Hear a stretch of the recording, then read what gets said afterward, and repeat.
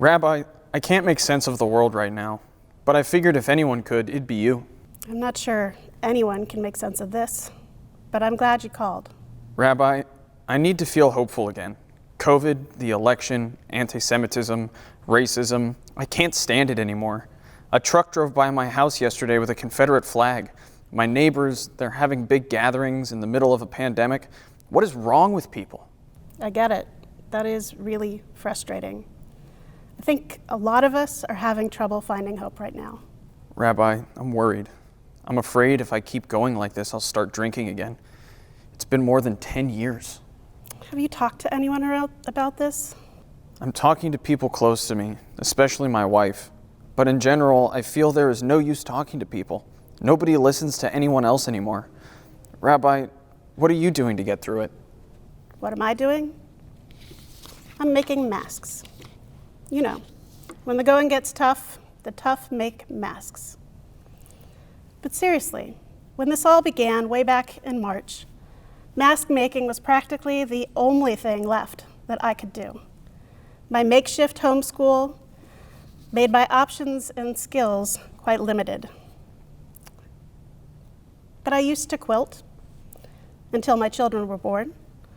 Jonah is almost 11, so I had plenty of fabric left before I anticipate quilting again. It was really nice. I sat right next to my kids while they studied and played, and I began to process all the craziness of the world, one thread at a time. I found myself sewing well into the night when I just couldn't sleep. It was really a stress outlet for me. Mask making isn't likely the answer for everyone, but perhaps the lesson behind it just might be. I could easily have done nothing, but that wouldn't work for me. It left me feeling stuck. I think it's me and the rest of the world feeling stuck. Stuck at home, stuck without support systems, stuck in Zoom rooms, stuck in meeting after meeting, stuck in our chairs or in front of screens, stuck without our loved ones, stuck in a house full of people, or stuck alone for weeks and months on end, and sometimes stuck in unhealthy situations, feeling powerless. The world does feel out of control, but we don't need to be out of control. We accept the uncertainty of this time. If we do so, and we learn to live with it and move forward, even just a little bit, that, according to our tradition, is okay. In Pirkei Avot, the Ethics of the Fathers, Rabbi Tarfon teaches, it is not your responsibility to finish the work of perfecting the world, but neither are you free to desist from it. The problems around us seem insurmountable. Thank heavens that none of us is required to fix things all on our own. Which is why I've been making masks and giving them away. I stopped counting after 100. It was comforting. The fabrics, they blanketed me with memories as I traced out patterns. The vibrant purple batik Anne brought back from Africa, the delicate cream and white squares that I used to make a chuppah, the timeless blue pattern that reminded my cousin Miriam of an old ginger container, which apparently is a real thing. I loved touching the soft remnants from baby quilts that I made for my sister's children, and the lessons that I learned from the first one I made. It's not a good choice to hand quilt denim. But even with all of this fabric, I then splurged and ordered even a few more that were new. Dinosaur skeletons for Ethan, and Frozen 2 for Stephanie and Danielle. As I sat at my sewing machine, sewing my masks and sewing over the memories each fabric laid in my lap, I convinced myself that I was not just making masks, I was making an impact. Every little action or stitch moves us in the right direction. But it's going to take all of us doing our own small things to unstick ourselves. That is all I could think about, this unsticking ourselves, as I was piecing together the itty-bitty frozen masks. Who would have thought how powerful a movie like that would be for adults? It doesn't matter if it was for children. The message transcends its modality. At a low moment in the film, Princess Anna finds herself trapped deep in a cave, and she, like us, feels overwhelmed. She learns a terrible truth about her family. She fears that her beloved sister is dead, and she watches her friend Olaf, a snowman, start to melt away. She can't go on. Like us, Anna is stuck, or better yet, frozen in place. But then she offers us a profound piece of advice. I swear when the movie debuted last fall, they must have known what was coming in 2020. Because Anna starts singing the next right thing. Take a step, step again. It is all that I can do. The next right thing. What happens, she asks, when it's clear that everything will never be the same again? She makes a choice to do the next right thing.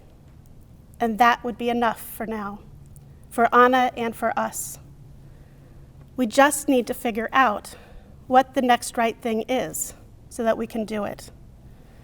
Life is crazy, but this way, at least we get to decide what comes next. Allowing ourselves to gradually move on to the next right thing, it takes me back to that moment when the high priest approaches the Holy of Holies on Yom Kippur. The Avodah service in our new prayer books frames this liturgy beautifully to align with each of those 15 steps. It reminds us that to approach the entrance of God's holy space, we must slow down and take it one step at a time.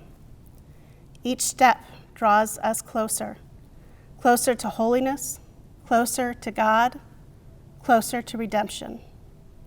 It is an ancient ritual, but the idea is eternal. I realize I've been talking for a little while, and my friend hasn't said a word. I wait for his response, but it's quiet on the other end of the line.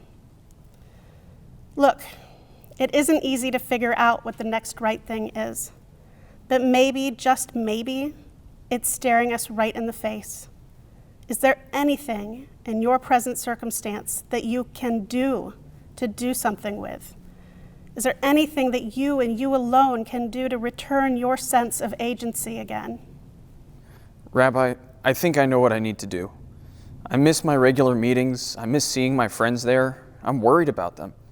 I'm going to meetings online, so I have no way to know if they're still going. I want to know if they're struggling as much as I am, and to tell them that they're not alone. I'm going to call them. And so he started calling people, all the people in his support group, to make sure that they were okay, to offer support, and to let them know they were not alone. It was the perfect next right thing. Making masks and checking in on one another, these are what the steps toward holiness and healing look like in 2020. Even if we're frozen in our tracks or feel trapped in the depths of a cave, if we focus on what is possible instead of the long list of things that, at least for the present, are not possible, we will ascend and regain hope and purpose. So I made masks. He made phone calls. All around us, people practiced self-care, observed social distancing, ordered from local businesses, spoke out against hate, picked up medications for people, sent out postcards, put out signs, and adapted their businesses to meet the growing needs of our altered reality. And with every stitch, every step, every takeout order, we begin to recognize ourselves as vessels of holiness once again. Baruch atah Adonai, Eloheinu melech haolam, asher kidshanu b'mitzvotav v'tzivanu, lir'ot et atzmenu kechichlei kodesh, Blessed are you, eternal presence, by whose power we sanctify life when we see ourselves as vessels of holiness. So pick up that needle and thread. Take that next step forward. Pick up the phone. Each small step, each small act brings us closer to God, and that is enough. Shana Tova.